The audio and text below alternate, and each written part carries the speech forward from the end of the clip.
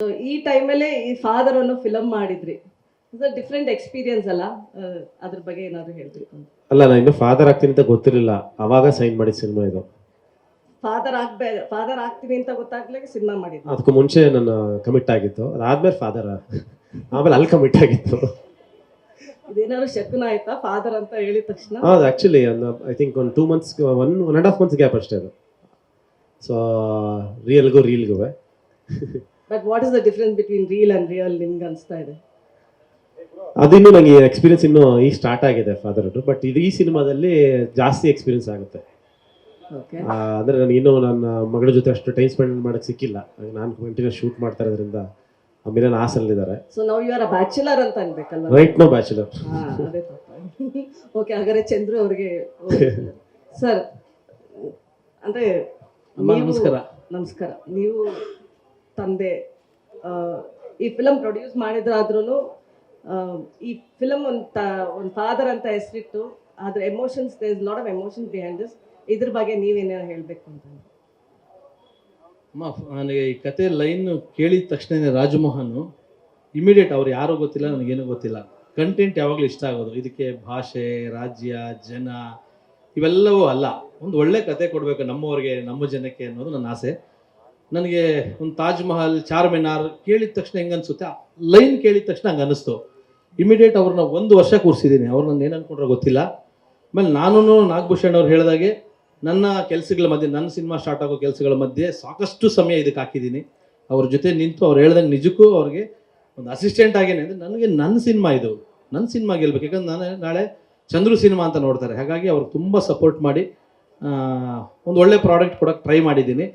Definitely ಒಂದು feel good movie. ಒಬ್ಬ ಅಪ್ಪ ಮಗನ ಸಂಬಂಧ, ಬಾಂಧವ್ಯ, ಎಮೋಷನ್ಸು ಸಿನಿಮಾದಲ್ಲಿದೆ. ಎಲ್ಲರನ್ನೂ ಕಾಡುತ್ತೆ, ತುಂಬ ಜನ ಇಷ್ಟಪಡ್ತಾರೆ. ಅಲ್ಲ, ಅಸಿಸ್ಟೆಂಟ್ ಡೈರೆಕ್ಟರ್ ಆಗ್ಬೋದಾಯ್ತಲ್ಲ ನೀವು? ಅಮ್ಮ, ನನಗೇನು ಗೊತ್ತಾ, ಒಳ್ಳೆ ಸಿನಿಮಾ ಕೊಡಬೇಕು. ನನ್ನ ಕ್ಯಾಟಗರಿ, ನಾನು ಲಿರಿಕ್ ಬರ್ತೀನಿ ಗೊತ್ತಾ. ತಾಜ್ ಮಹಲ್ ಅಲ್ಲಿ ನಾನು ಅಷ್ಟು ಲಿರಿಕ್ ನನ್ನ ಲಿರಿಕ್ಕು ಅರ್ಧ ಲಿರಿಕ್ ನಾನೇ ಬರಿತೀನಿ ನನ್ನ ಸಿನಿಮಾದಲ್ಲಿ. ನಾನು ಕ್ರೆಡಿಟ್ ತಗೊಳ್ಳಲ್ಲ. ಅದಕ್ಕೆ ಪಾಪ ತುಂಬ ಜನ ಇದ್ದಾರೆ. ಡೈಲಾಗ್ ನಾನೇ ಬರಿತೀನಿ, ನಾನು ಕ್ರೆಡಿಟ್ ತಗೊಳ್ಳಲ್ಲ. ಅದಕ್ಕೆ ಏನು ಹೇಳಕ್ ಕೊಟ್ಟೆ ಅಂದರೆ ನೋಡಿ, ಅದಕ್ಕೆ ಅವ್ರು ಇದ್ದಾರೆ. ಅವ್ರ ಹೊಟ್ಟೆ ಮೇಲೆಲ್ಲ ಹೊಡಿಬಾರ್ದು. ನಾನೇನು ಪ್ರೊಡ್ಯೂಸ್ ಮಾಡ್ತೀನಿ, ಡೈರೆಕ್ಟ್ ಮಾಡ್ತೀನಿ. ಬಟ್ ಈ ಸಿನಿಮಾ ಬಗ್ಗೆ ಹೇಳೋದಾದರೆ ನನಗೆ ತುಂಬ ಇಷ್ಟ ಆಯಿತು. ಅವರು ಬೇರೆ ರಾಜ್ಯದಿಂದ ಬಂದರು, ನನಗೆ ಲೈನ್ ಕಾಡ್ತು. ಆ ಲೈನ್ ಕಾಡಿದ ತಕ್ಷಣವೇ ನನಗೊಂದು ಚಾರ್ಮಿನಾರ್ ಥರ ಫೀಲ್ ಆಯಿತು. ಇಮಿಡಿಯೇಟಾಗಿ ಸ್ಟಾರ್ಟ್ ಮಾಡಿದೆ. ಕೃಷ್ಣ ಅವ್ರಿಗೆ ಹೇಳಿದೆ. ಅವ್ರ ವೈಫ್ ಅಂತೂ ಅಯ್ಯೋ ಅಮೇಝಿಂಗಾಗಿ ತುಂಬ ಇಷ್ಟಪಟ್ಟು ಕೃಷ್ಣ ಅವ್ರಿಗೆ ಇದನ್ನು ಮಾಡಬೇಕು ಅಂತಂದರು. ಆಮೇಲೆ ನಮ್ಮ ನಾಗಭೂಷಣ್ ಅವರು, ಅವ್ರ ಹೀರೋ, ನನಗೆ ಅವ್ರಿಗೊಂದು ಥ್ಯಾಂಕ್ಸ್ ಹೇಳ್ತೀನಿ. ಟಗರುಪಲ್ಯ ಎಷ್ಟು ದೊಡ್ಡ ಹಿಟ್ ಸಿನಿಮಾ. ನಮ್ಮ ಅಣ್ಣ, ನಮ್ಮ ರೇವಣ್ಣ ಸಾಹೇಬರು, ನನ್ನ ಗಾಡ್ ಫಾದರ್, ಲೇಟ್ ಆಯಿತು ಆದರೂ ಬಂದಿದ್ದಾರೆ. ಅಣ್ಣ ನಾನು ಯಾವತ್ತೂ ಕೈ ಬಿಡಲ್ಲ, ಯಾರು ಏನಂದ್ರು. ನಮ್ಮ ಅಣ್ಣ, ನಮ್ಮ ಅನೂಪು, ಇವರೆಲ್ಲರೂ ನನಗೊಂದು ಶಕ್ತಿ. ಇವತ್ತು ಆರ್ ಚಂದ್ರು ಸ್ಟುಡಿಯೋಸ್ ಏನಿದೆ, RC ಸ್ಟುಡಿಯೋಸ್ ಶಕ್ತಿ. ಅಣ್ಣ ಬಂದಿದ್ದಾರೆ. ಅಣ್ಣ ಥ್ಯಾಂಕ್ ಯು ಅಣ್ಣ. ಸೊ ಹಾಗಾಗಿ ಅಮ್ಮ, ನನಗೆ ಒಳ್ಳೆ ಸಿನಿಮಾ ಕೊಡಬೇಕು ಅನ್ನೋ ಫೀಲಲ್ಲಿ ಫಾದರ್ನ ಮಾಡಿದ್ದೀನಿ. ನೀವು ಈಗ ಮ್ಯೂಸಿಕ್ ನೋಡಿದ್ರಿ, ಒಂದು ಡಿಸೈನ್ ನೋಡಿದ್ರಿ, ನಿಮಗೆ ಗೊತ್ತಾಗ್ತಿದೆ ಅಮ್ಮ. ಚಂದ್ರು ಸರ್, ಸದ್ಯಕ್ಕೆ ಇದನ್ನ ಕೇವಲ ಕನ್ನಡದಲ್ಲೇ ಮಾತ್ರನಾ ಅಥವಾ ಬೇರೆ ಲ್ಯಾಂಗ್ವೇಜ್ಗೆ ತಲುಪಿಸೋಂಥ ಚಾಲೆಂಜ್ ಇದೆಯಾ? ಸರ್ ಏನು ಗೊತ್ತಾ, ನಾನು RC ಸ್ಟುಡಿಯೋಸ್ ಮುಂಚೆ 12 ಸಿನಿಮಾ ಮಾಡಿದ್ದೀನಿ. ಅದು ಶ್ರೀ ಸಿದ್ದೇಶ್ವರ ಎಂಟರ್ಪ್ರೈಸಸ್ ನನ್ನ ಬ್ಯಾನರ್. ಅದು ನಾನು ಅಷ್ಟನ್ನು ಒಂದು ಸ್ಟೆಪ್ ಅದು ನಂದು. ಅಂದರೆ 12 ಸಿನಿಮಾನು ನಾನು ಮಾತಾಡ್ತಾನೆ ಇಲ್ಲ. ಸೈಡ್ಗಿಟ್ಟು ಕಬ್ಜಾ ಸಿನಿಮಾವರೆಗೂ ಒಂದು ಪರ್ವ ಸೈಡ್ಗಿಟ್ಟು RC ಸ್ಟುಡಿಯೋಸ್ ಅನ್ನೋದು ಇವತ್ತು ಸ್ಟುಡಿಯೋಸ್ ಮಾಡಿದ್ದೀನಿ. ಇವತ್ತು ಟ್ರೆಂಡ್ ಬೇರೆ. ನಾನು ಮುಂಬೈ, ಚೆನ್ನೈ ಎಲ್ಲವನ್ನು ಮಾತಾಡ್ಕೊಂಡು ನೋಡ್ಕೊಂಡು ಬಂದಿದ್ದೀನಿ. ಈಗ ನನಗೊಂದು ರೂಟ್ ಗೊತ್ತಿದೆ. ಅದಕ್ಕೆ RC ಸ್ಟುಡಿಯೋಸ್ ಮಾಡಿ, ಆ ಸ್ಟುಡಿಯೋಸಲ್ಲಿ ಮೊದಲನೇ ಸಿನಿಮಾ, ಆ ಮೊದಲನೇ ಸಿನಿಮಾನೇ ಫಾದರ್. ಸೊ RC ಸ್ಟುಡಿಯೋಸಲ್ಲಿ ಮೊದಲನೇ ಸಿನಿಮಾ ಫಾದರ್. ಇದು ಯಾಕೆ ಹೇಳಿದೆ ಅಂದರೆ, ಇದು ಪ್ಯಾನ್ ಇಂಡಿಯಾ ಬ್ಯಾನರ್. ಇಲ್ಲಿ ನನಗೆ ಆನಂದ್ ಪಂಡಿತ್ ಅವರು ಹಿಂದಿಲಿ ಅವ್ರು ನನ್ನ ಕೊಲಾಬ್ರೇಷನ್ ಆಗಿದೆ, ಅಸೋಸಿಯೇಟ್ ಆಗಿದ್ದಾರೆ. ತೆಲುಗುವಿಂದ ಒಬ್ಬರು ಅಸೋಸಿಯೇಟ್ ಇದ್ದಾರೆ, ತಮಿಳಿಂದ ಇದ್ದಾರೆ, ನಮ್ಮ ಹೆಗಡೆ ಸಾಹೇಬರು ಇದ್ದಾರೆ. ಸೊ ಹಿಂಗೆ ಒಂದು ಕೊಲಾಬರೇಷನ್ ಮಾಡ್ಕೊಂಡಿದ್ದೀನಿ. RC ಸ್ಟುಡಿಯೋಸ್ ಅಂದರೆ ಆರ್ ಚಂದ್ರು ಒಬ್ಬರದಲ್ಲ, ಇದೊಂದು ಕೊಲಾಬರೇಷನ್ ಟೀಮ್. ಇಲ್ಲಿ ಈಗ ನೆಕ್ಸ್ಟ್ ನಂದು ಡಾಗ್ ಸ್ಟಾರ್ಟ್ ಆಗ್ತಿದೆ. ಲೈನ್ ಅಪ್ ಸಿನಿಮಾಗಳಿದಾವೆ. ಈ ಒಂದು ಇದರೊಳಗಡೆ ಫಾದರ್ ಮುಗಿಸ್ಬಿಡೋಣ ಅಂತ ಮುಗಿಸಿದ್ದೀವಿ. ಲೈನು ಸಾಲು ಇನ್ನು RC ಸ್ಟುಡಿಯೋಸ್ ಸಿನಿಮಾಗಳು ಬರ್ತವೆ ಸರ್. ಕೃಷ್ಣ ಅವರ, ಇದು ನಿಮಗೆ ಪ್ರಶ್ನೆ. ಅಂದರೆ ಸುದೀಪ್ ಸರ್ ಹೇಳ್ತಾ ಇದ್ರು, ಸೊ ನಿಮ್ಗೊಂದು ಕೇಪಬಿಲಿಟಿ ಇದೆ, ಸೊ ಪ್ಯಾನ್ ಇಂಡಿಯಾ ಹೇಳಿದ್ರು. ಸೊ ನೀವು ಅದನ್ನ ಎಷ್ಟು ಸೀರಿಯಸ್ ಆಗಿ ತಗೋತಾ ಇದ್ರಿ. ಜೊತೆಗೆ ಈ ಸಿನಿಮಾ ಚಂದ್ರು ಸರ್ ಹೇಳ್ದಾಗೆ ಪ್ಯಾನ್ ಇಂಡಿಯಾ ಸಿನಿಮಾ ಆಗುತ್ತೆ ಅನ್ನುವಂಥ ಪ್ಲ್ಯಾನ್ ಬಗ್ಗೆ ನಿಮ್ಮ ಡ್ರೀಮ್ಸ್ ಹೆಂಗಿದೆ ಅಂತ? ಯಾವ್ದಾದ್ರು ಕತೆ ಇಷ್ಟ ಆದರೆ ಕತೆ ಒಪ್ಕೊತೀನಿ, ಮಾಡ್ತೀನಿ. ಅದು ನೋಡೋಣ ಎಲ್ಲಿ ಕರ್ಕೊಂಡು ಹೋಗುತ್ತೆ ಅಂತ. ಸೊ ಪ್ಯಾನ್ ಇಂಡಿಯಾನೇ ಮಾಡಬೇಕು ಅಥವಾ ಅಲ್ಲಿ ನೋಡ್ಬೇಕು ಇಲ್ಲಿ ನೋಡ್ಬೇಕು ಅದೆಲ್ಲ ಏನೂ ಗೊತ್ತಿಲ್ಲ. ಸುಮ್ಮನೆ ಮಾಡ್ತಾ ಹೋಗ್ತೀವಿ. ಯಾವ ಸಿನಿಮಾ ಹೆಂಗೆ ರೀಚ್ ಆಗುತ್ತೆ, ಸೊ ಅದು ಈಗಲೇ ಡಿಸೈಡ್ ಮಾಡೋಕ್ಕಾಗಲ್ಲ. ಒಂದು ಸತಿ ರಿಲೀಸ್ ಆದಮೇಲೆ ಅದನ್ನು ಅದರ ಹಣೆಯಲ್ಲಿ ಏನು ಬರೆದಿರುತ್ತೆ ನೋಡೋಣ, ಆ್ಯಂಡ್ ನಮ್ಮ ಹಣೆಯಲ್ಲಿ ಏನು ಬರೆದಿರುತ್ತೆ ನೋಡೋಣ. ಸೊ ಈಗ ಏನಂದರೆ ಬೇಸಿಕಲಿ ಕತೆಗಳು ಯಾವುದು ಇಷ್ಟ ಆಗುತ್ತೆ ಅದನ್ನು ಒಪ್ಕೊಂಡು ಮಾಡ್ತಾ ಇದ್ದೀನಿ ಈಗ ಅಷ್ಟೇ. ಅಂದರೆ ಈಗ ಎಸ್ಪೆಷಲಿ ತುಂಬ ಚೂಸಿಯಾಗಿ ಬಹುಶಃ ತುಂಬ ವರ್ಷ ಆಯಿತು ನಾನು, ಅಂದರೆ ಒಂದು ಲಾಸ್ಟ್ ಎರಡೂವರೆ ವರ್ಷದಲ್ಲಿ 2 ಕತೆ ಒಪ್ಪಿರೋದು ನಾನು. ಒಂದು ಫಾದರು ಮತ್ತು ನೆಕ್ಸ್ಟ್ ಶಶಾಂಕ್ ಅವ್ರದ್ದು. ಅಷ್ಟು ಬಿಟ್ಟರೆ ನಾನು ಯಾವುದೂ ಸಹ ಓಕೆನೇ ಮಾಡಿಲ್ಲ. ಸೊ ಹಾಗಾಗಿ ತುಂಬ ಅದ್ಭುತವಾಗಿ ಕತೆ ಅನಿಸಿದ್ರೆ ಮಾತ್ರ ಚೂಸ್ ಮಾಡ್ತಾ ಇದ್ದೀನಿ. ಚಂದ್ರು ಸರ್, ಇಲ್ಲಿ ಲಕ್ಷ್ಮಿ ನೋಡಿದೀವೋ, ಫಾದರ್ ರೋಲ್ಗಳಲ್ಲೂ ಅಷ್ಟೇ ಸಿನಿಮಾಗಳಲ್ಲಿ ನೋಡಿದೀವಿ. ಅಂದ್ರೆ ಆ ಎಮೋಷನ್ಸ್ನ ತುಂಬಾ ನೀಟಾಗಿ ಎಕ್ಸಿಕ್ಯೂಟ್ ಮಾಡುವಂತ ಒಬ್ಬ ಅತ್ಯದ್ಭುತ ಪ್ರತಿಭೆ, ಅದರಲ್ಲಿ 2 ಮಾತಿಲ್ಲ. ಬಟ್ ನಮ್ಗೆ ಇವತ್ತಿನ ಒಂದು ಪೋಸ್ಟರ್ನ ನೋಡಿದಾಗ ಲಿಟ್ರಲಿ ಅನ್ಸಿದ್ದು, ಗೋಧಿ ಬಣ್ಣ ಸಾಧಾರಣ ಮೈಕಟ್ಟು ನಮ್ಮ ಕಣ್ಮುಂದೆ ಬರುತ್ತೆ ಒಂದು ಶಾರ್ಟಲ್ಲಿ.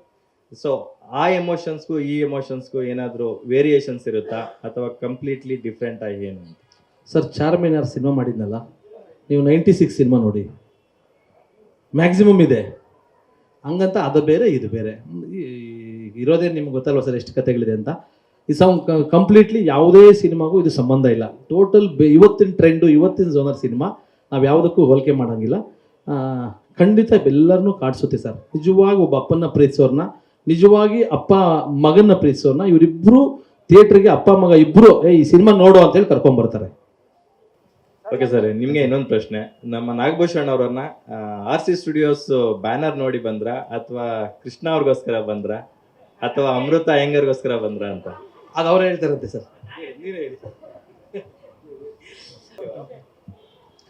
ಒಂದು ಬಹುಮುಖ್ಯ ಅಂದರೆ ಪಾತ್ರ ಬಹಳ ಮುಖ್ಯ ಆಗುತ್ತಲ್ಲ. ಸೊ ಮುಖ್ಯವಾಗಿ ಪಾತ್ರಕ್ಕೋಸ್ಕರ ಬಂದದ್ದು ಮೊದಲು. ಕೃಷ್ಣ ಅವರು ಇಲ್ಲ, ನೀವು ಈ ಥರದ್ದೊಂದು ಪಾತ್ರ ಇದೆ, ತುಂಬ ಚೆನ್ನಾಗಿದೆ, ನೀವು ಮಾಡಲೇಬೇಕು ಅಂತ ಅವರು ಹೇಳಿದ್ರು. ಆಮೇಲೆ ಚಂದ್ರು ಸರ್, ನನಗೆ ಈಗ ಕಬ್ಜಾ ಸಿನಿಮಾ ಆದಮೇಲೆ ಚಂದ್ರು ಸರು ಇನ್ನೂ ಯಾವ ಕಮರ್ಷಿಯಲ್ ಸಿನಿಮಾ ಅಂದ್ಕೊಂಡು ಏನೇನೋ ಮಾಡ್ಬೋದಾಗಿತ್ತು, ಬಿಗ್ ಬಜೆಟ್ ಅವು ಇವು ಅಂತ. ಈ ಥರದ ಸಿನಿಮಾಗಳಿಗೆ ಅವರು ಕೈ ಹಾಕಿದ್ದಿದೆಯಲ್ಲ, ಅಂದರೆ ಕಂಟಿನ್ಯೂಸ್ ಸಿನಿಮಾ, ಒಳ್ಳೊಳ್ಳೆ ಸಿನಿಮಾಗಳು ಆಗ್ತಾ ಇರೋದು ಭಾಳ ಮುಖ್ಯ ಆಗುತ್ತೆ ಇಂಡಸ್ಟ್ರಿಗೆ.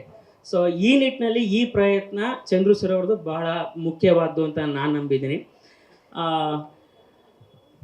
ಏನೋ ಕೇಳ್ತಿದ್ರಾ ಸತೀಶ್? ಕೇಳ್ತಿದ್ರೆ ಏನಾದ್ರು? ಓಕೆ. ಮತ್ತು ಹೌದು, ಅಮೃತ್ ಅವರು ಒಳ್ಳೆಯ ಗೆಳತಿ, ಮತ್ತು ಚಂದ್ರು ಸರ್ರು ಬ್ಯಾನರು, ಮತ್ತು ರಾಜ್ಮೋಹನ್ ಸರ್ರು ಒಂದು ಒಳ್ಳೆ ಕತೆ. ಸೊ ಇದೊಂಥರ ಎಲ್ಲ ಸೇರಿ ಒಟ್ಟುಗೂಡಿ ನನ್ನನ್ನು ಇಲ್ಲಿ ಕರ್ಕೊಂಬಂದು ನಿಮ್ಮ ಮುಂದೆ ಕೂರಿಸಿದೆ ಅಂತ. ಕೃಷ್ಣ ಸರ್ ಹೇಳ್ತಾ ಇರೋದೇನು ಅಂದರೆ, ನಾಗಭೂಷಣ್ ಸರ್ ಅದನ್ನು ಮರ್ತೋಗಿದ್ರೆ ಅನಿಸುತ್ತೆ ಸರ್. ಇಲ್ಲ, ನಾಗಭೂಷಣ್ ಸರ್ ಮಾತಾಡಿ ಸರ್ ಅಂದರು. ಒಂದು 100 ಕಾಲು ನಾನು ಮಾಡಿಲ್ಲ, 3 ಕಾಲಿಗೆ ಒಪ್ಕೊಂಡಿದ್ದಾರೆ. ಕೃಷ್ಣ ಸರ್ ಅವ್ರು ಇರಲಿ ಅಂತ ಹೇಳಿ, ಈ ಪಾತ್ರಕ್ಕೆ ಚೆನ್ನಾಗಿ ವರ್ಕೌಟ್ ಆಗುತ್ತೆ ಸರ್, ಕಾಂಬೋ ಇರುತ್ತೆ ಸರ್, ಹಿಂದೆ ಹಿಟ್ ಆಗಿದೆ ಸರ್ ಇದೆಲ್ಲ ಅವರು ನಮಗೆ ಹೇಳಿದೆ ಮಾಡಿದ್ದು. ನಾನು 100 ಕಾಲ ಸರಂಗ್ ಮಾಡಿದ್ದೀನಿ. ಯಾಕೆ ನಾಗಭೂಷಣ್ ಅಂತ ಆರ್ಟಿಸ್ಟ್ ಇನ್ನೊಬ್ರು ಮಾಡ್ಬೋದಲ್ಲ ಆ ಥರ ಅಂದರು. ಇಲ್ಲ ಸರ್, ನಾಗಭೂಷಣ ಚೆನ್ನಾಗಿರುತ್ತೆ, ಇನ್ನೊಬ್ರು ಕ್ರಿಯೇಟ್ ಮಾಡೋಣ, ಇನ್ನೊಬ್ಬರು ನಾಗಭೂಷಣ್ ಕ್ರಿಯೇಟ್ ಮಾಡೋಣ ಸರ್. ಕ್ರಿಯೇಟ್ ಅಲ್ಲಿ ಸದ್ಯಕ್ಕೆ ಬೇಡ ಸರ್, ಆಮೇಲೆ ನೋಡ್ಕೊಳ್ಳೋಣ.